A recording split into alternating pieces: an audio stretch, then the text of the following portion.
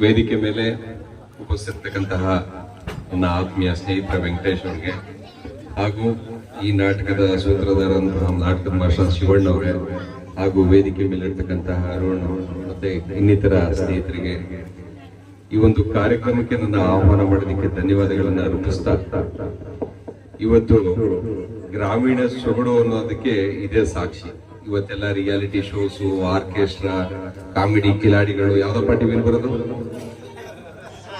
ಇವನ್ನೆಲ್ಲ ಇರ್ತಕ್ಕಂತಹ ಕಾಲದಲ್ಲಿ ರೈತರುಗಳು ವರ್ಷ ಪೂರ್ತಿ ಕೆಲಸ ಮಾಡಿ ಅವರಲ್ಲಿರ್ತಕ್ಕಂತಹ ಕಲೆಯನ್ನ ಆಚೆಗೆ ತೆಗೆಯೋದಕ್ಕೆ ಇದೊಂದು ವೇದಿಕೆಯನ್ನ ಬಳಸ್ಕೊಳ್ತಾ, ಒಂದು ವರ್ಷದ ಏನು ಅವರ ಶ್ರಮ ಇರ್ತದೆ ಆ ಶ್ರಮವನ್ನ ಮರೆಯೋದಿಕ್ಕೆ ಇದೊಂದು ವೇದಿಕೆಯನ್ನ ಮಾಡಿಕೊಂಡು ಅವರು ಅದನ್ನ ರಂಜಿಸ್ತಾ ನಿಮ್ಗೂ ರಂಜಿಸ್ಕೊಂಡು ಇದನ್ನ ಕಾಣ್ಬೇಕಾಗಿರ್ತಕ್ಕಂಥದ್ದು ಓನ್ಲಿ ಗ್ರಾಮೀಣ ಭಾಗದಲ್ಲಿ ಬಿಟ್ರೆ ಇವತ್ತು ನಾಟಕಗಳನ್ನ ನಾನಂತೂ ಇತ್ತೀಚಿನ ದಿನಗಳಲ್ಲಿ ನೋಡೇ ಇಲ್ಲ. ಅಂಥದ್ರಲ್ಲಿ ಇಷ್ಟೊಂದು ಕಲಿಕಲಿಯಾಗಿ ಈ ಒಂದು ಕಾರ್ಯಕ್ರಮವನ್ನ ರೂಪಿಸಿರ್ತಕ್ಕಂತಹ, ಅದರಲ್ಲೂ ಎಸ್ಪೆಷಲಿ ಯೂತ್ಸೇ ಜಾಸ್ತಿ ಇದನ್ನ ಆರ್ಗನೈಸ್ ಮಾಡಿರ್ತಕ್ಕಂಥದ್ದು. ಅದರಲ್ಲೂ ನಮ್ಮೂರಿನಲ್ಲಿ ಇವತ್ತು ಹುಣಸಮ್ ತಾಯಿ ಹಬ್ಬದ ಜಾತ್ರೆ, ನಿಮ್ಗೂ ಹುಣಸಮ್ ಹಬ್ಬದ ಶುಭಾಶಯಗಳು, ನಾಳೆ ವರ್ಷದ ಶುಭಾಶಯಗಳು ಕೂಡ. ಯಾಕೆಂದ್ರೆ 9 ಹಳ್ಳಿ ಇದನ್ನ ವಿಜೃಂಭಣೆಯಿಂದ ಆಚರಿಸ್ತಾ ಇದೆ. ಸಾಲದಕ್ಕೆ 15 ವರ್ಷದ ನಂತರ ನಮ್ಮ ಶಾಸಕರಾದ ರವಿಶಂಕರ್ ಅವರ ಮೊದಲನೇ ವರ್ಷದ ಹುಣಸಮ್ ಹಬ್ಬ ಅನ್ನೋದಕ್ಕೆ ಬಹಳ ಹೆಮ್ಮೆ ಆಗುತ್ತೆ. ಯಾಕೆ ಅಂದ್ರೆ ಬಹಳ ಕಹಿ ನೋಡಿದೀವಿ 15 ವರ್ಷದಿಂದ. ಯಾಕೆಂದ್ರೆ ನಾನು ಸಾಮಾನ್ಯವಾಗಿ ಇಲ್ಲೇ ಪಕ್ಕದ ನಿರ್ಲೆ ಗ್ರಾಮದವರು ಎಲ್ಲರಿಗೂ ಗೊತ್ತಿದೆ ಅನ್ಕೋತೀನಿ. ಈ ಊರಿಗೆ ನಾನು ಬಂದಿರೋದೇ ಕೆಲವು ಸತಿ.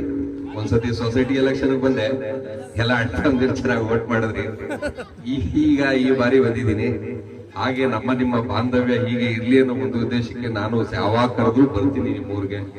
ಯಾಕೆಂದ್ರೆ ಒಂದ್ ಬಿಂಬಿಸಿದ್ರು ಕನ್ನಳ್ಳಿ ನಿರ್ಲೆ ಆಗೋದಿಲ್ಲ, ಕುರುಬರಿಗೂ ಗೌಡ್ರಿಗೂ ಆಗೋದಿಲ್ಲ, ಈ ತರ ಬಿಂಬಿಸೋದಿದ್ದದಲ್ಲ, ಇದು ರಾಜಕಾರಣದ ಒಳ್ಳೆ ಲಕ್ಷಣ ಅಲ್ಲ. ಇವತ್ತು ಹೇಗಿದೆ ಅಂದ್ರೆ ಕನ್ನಳ್ಳಿನೂ ನಮ್ಮೋರಯ್ಯ, ಬೀಚ್ನಳ್ಳಿಯವರು ನಮ್ಮೋರಯ್ಯ, ನಿರ್ಲೆಯವರು ನಮ್ಮೋರಯ್ಯ. ಬೆಳಿಗ್ಗೆ ಎದ್ರೆ ನೀವು ನಿರ್ಲೆಗೆ ಬರ್ಬೇಕು, ನಾವು ಬಂದ್ರೆ ಬೀಚ್ನಳ್ಳಿಗೆ ಬರ್ಬೇಕು. ಇದ್ರ ಮೇಲೆ ಹಾದೋಗ್ಬೇಕು.